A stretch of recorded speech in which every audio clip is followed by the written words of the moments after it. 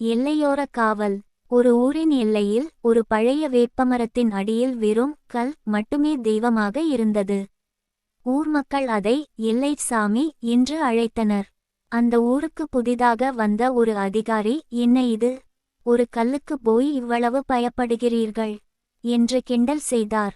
ஒருநாள் நள்ளிரவில் தன் ஜீப்பில் அந்த எல்லை பாதையை கடக்கும்போது திடீரென ஒரு பிரம்மாண்டமான உருவம் வெள்ளை குதிரையில் மின்னல் வேகத்தில் அவர் காரை கடந்து செல்வதை பார்த்தார். அதிர்ச்சியில் காரை நிறுத்திய அவர் அந்த உருவத்தை தேடினார். அங்கே அந்த வேப்பமரத்தடி கல்லுக்கு முன்னால் ஒரு பெரிய அடிச்சுவடு இரத்தமும் சதையுமாக பதிந்திருந்தது. மறுநாள் ஊர் பெரியவர் சொன்னார், ஐயா, இந்த கல்லுக்கு உருவம் கிடையாது. ஆனால் இந்த ஊருக்கு ஒரு ஆபத்து என்றால் அது உருவம் எடுத்து வரும். அன்று வெள்ளை குதிரையில் சென்றது இந்த ஊரின் காவல் தெய்வம். ஊருக்குள் நுழைய முயன்ற ஒரு பெரிய விபத்தை அது எல்லையிலேயே தடுத்துவிட்டது. அந்தச் சுவடுதான் நீங்கள் பார்த்தது.